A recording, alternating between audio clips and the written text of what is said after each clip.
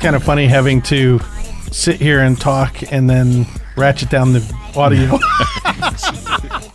Exactly. We've all wanted to do that to you at one point in time, Doug. Everybody wishes they had a volume control for Doug, that's for sure. How are you doing, guys? Good. We're good. So, Dougie? anybody read the Doug, Doug. IBJ this week? Yeah. Look at that. Woohoo! I reenacted my pose at the office the other day. Yes, Tom. Your shoulder looks lovely in the side profile. Camera's over there. Fantastic. So, so, Very good. yeah. So, And Aaron, you have nice hands. Thank you very and much. the first people I want to thank on that, by the way, are Ditto PR. Ditto pitched this, and they talked to Jerry Council over at the IBJ. But we there's a podcast indie Facebook group that a bunch of us belong to here in the area, and it's a great place to get support, share your show, everything else. And I owe so much, I mean, Aaron. Yes, you do and I owe have so been, much. I can see the Amazon packages keeping. Yeah, I do. I owe. But what episode is this? This is 170. Yeah, and so we're something like 230 or something on overall, including our partnership with Edge of the Web. Mm-hmm. So we've been doing this podcast for a long time, but it wouldn't have evolved, to where it is if it wasn't for the help of people out there. So Absolutely. we started with a Yeti mic Yep. in our office, and we would be interviewing someone like we did, Barry today. We'd be interviewing someone, and the internet would go down. And it would be bonk, that nice Skype sound. And that was it. Like, you were done.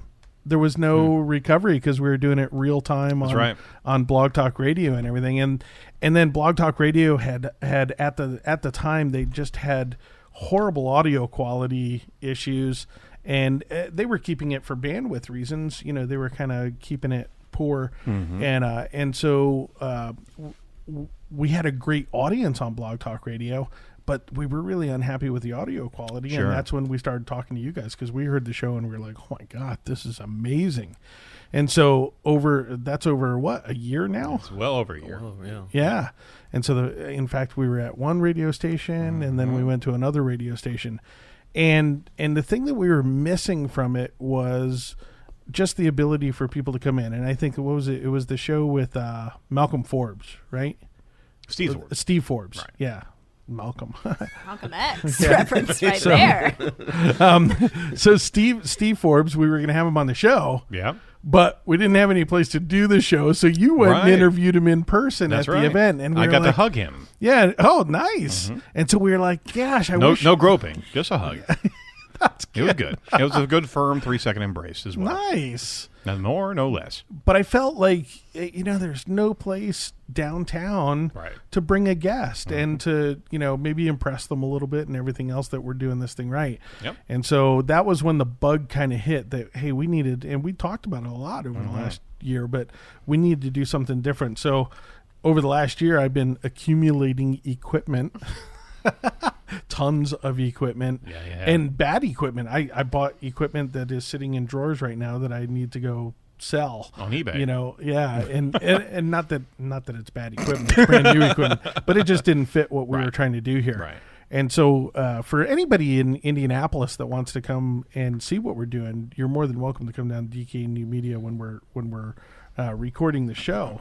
But I want to kind of walk through, some of the stuff that we did here. So we bought one mixer, and it was a digital mixer, which was a good move, I think, ultimately. Preface this. We are recording from the new studio. Yeah, and I don't know if you introduced. This is where we are housed now, and we've got some great audio and some great imagery, and we've got a lot of things plugged in, doing it the right way, Yeah. And it's a testimony to your perseverance here. Well, and everybody's help, honestly, because I didn't know what equipment was right. Brad Shoemaker, and we were using Shure mics at the radio station. He was like, you got to get SM7B mics, and so, which was, I sold my house and no, just kidding. Yeah. But they are pricey. Yeah, they are. And so we bought those and then bought the mixer, and then I learned so many things along the way. Like one, audio is absolutely a science, and that's that the type of mixer that you buy and the type of microphone, you have to tweak each to the other and everything. And so we bought a digital mixer. It's a XR18. It's made by Behringer. And the first one we bought was a XR12. All we could do was output it to a basically a USB drive.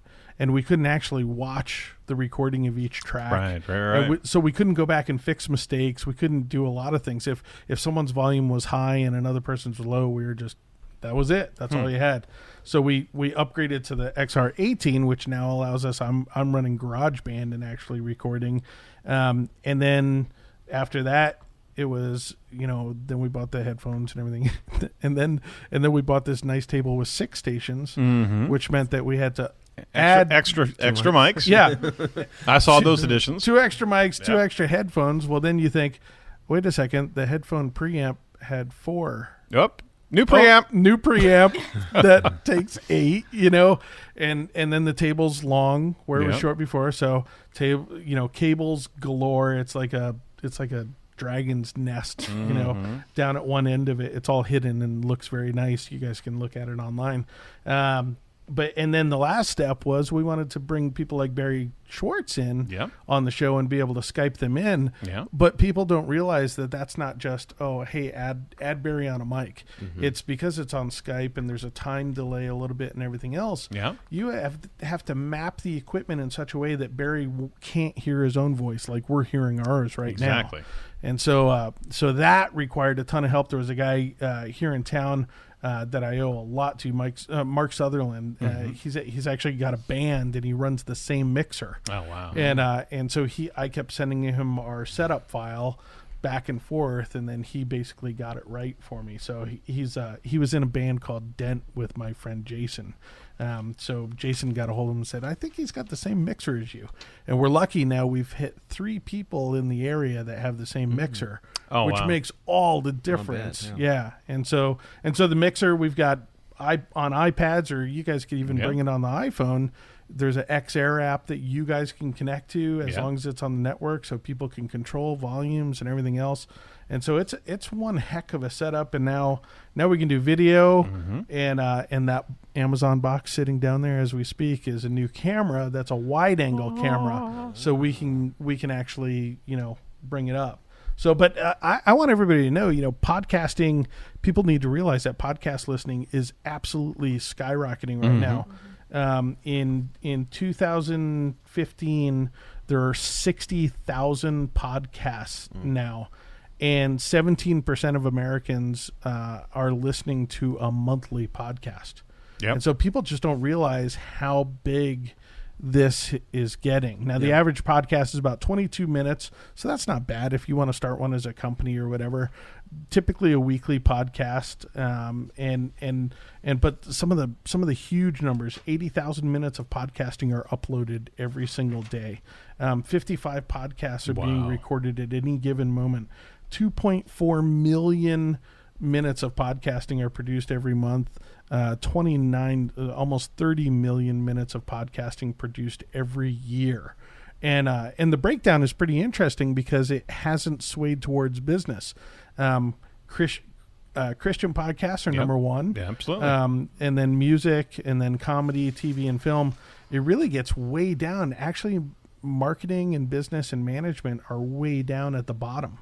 So the opportunity, we think, and I think you agree, is the opportunity for businesses to get into podcasting is an enormous opportunity. And so because it's such a niche, it is an incredible niche. And now, so people know, the reason why we partnered with Aaron is because Aaron's got the team to basically do some really cool professional, podcast audio recording, and don't even think of it as podcasting. No. You don't have to start a monthly show. You could go and say, hey, we want a half-hour show on the front page of our site that talks about what we do and who we are and everything else. And I think that's coming very quickly. That any company with a website should have some audio component to listen to. Audio and video component, and it's where that goes is you actually said it very, very well, Doug. Is that there's a customer loyalty concept that is already there, and businesses need to understand is that there's communication that needs to come through any business entity, and customers are looking for what makes you different. What kind of, if you're an HVAC service company, be able to have a helpful tip show of how to prevent certain things and weatherize certain things through the different seasons. Save energy. What can you do now to save energy? Every season, people are looking, how can I get the bill down? I mean, it is. They're wanting to consume information in different media. Sometimes they're searching on mobile. Sometimes, if you position it right, they can listen to you and they'll find a good, authentic, usable content. And Barry even nailed it on the head: is that the content you put on a website should be focused on the consumer, not focused on how to get high rankings, but how to create that loyalty in that brand connection. Yeah. And audio is absolutely there, video is absolutely there, but these are all different points of consumable product. And the show itself is doing that for Site Strategics. But what we're setting up, Doug, is an environment, and we're in here in Indianapolis. It's a very interesting community. There's a number of podcasters that are starting to raise up and be able to utilize and introduce all each other into this network. So I'm really proud to be part of this organization because it just looks fantastic that we're going to be able to be a podcast creation hub out of the Midwest. Right. Yeah. Well, and we should name some of the players in town, right? Mm-hmm. Josh Miles has a design podcast that he runs right out of his office. Yep. And he's been recognized by iTunes and actually spotlighted for his show. Yep. Bill Caskey, probably the most successful podcaster here in the area for years. His show has been picked up by Adam Carolla's Podcast One network. So that's right. He has a huge audience out there. Brad Shoemaker, who started in radio, and he was the first one, I think, to actually say, you know what, I'm going to put some money into a studio. And and we love his studio too. Oh my God, his studio is amazing. And Creative Zombie, they've got beer. Yeah, okay, yeah. They've got beer. Yeah, exactly. Michael Reynolds at Spinweb has started up, and then the grandpa of podcasting, probably in Indianapolis, is Darren Snyder. Mm-hmm. Darren Snyder has and when I'm talking to these guys, I'm talking about business related. Right.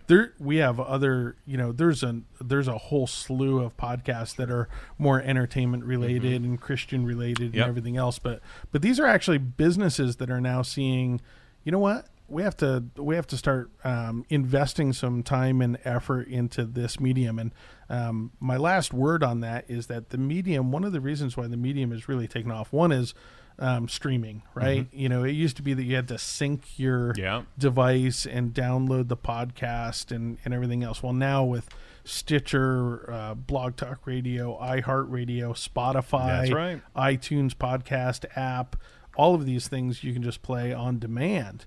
And then the other big thing, it's finding new audiences. Yes. You don't have to go find this. Yeah. The content's finding you. And to that point, Stitcher, Stitcher's getting into the Droid platform on cars. You're going to find the Stitcher you podcast. Just ruined it for me. That was my next thing.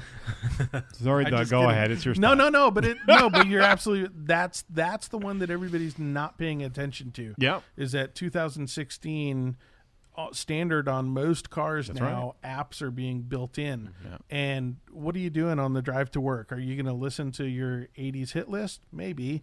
But I love my 80s hit list. Or could you brush up on the latest, SEO podcast? Absolutely. And then the other behavior that's happening is people again think of these. Well, this is a weekly show. This is a weekly show. Right. But we always see it with the stats, right? We always see that all of a sudden 1 week, the stats go out of whack, and it's, well, someone found your old show that you were talking to such and such. Right. They shared it.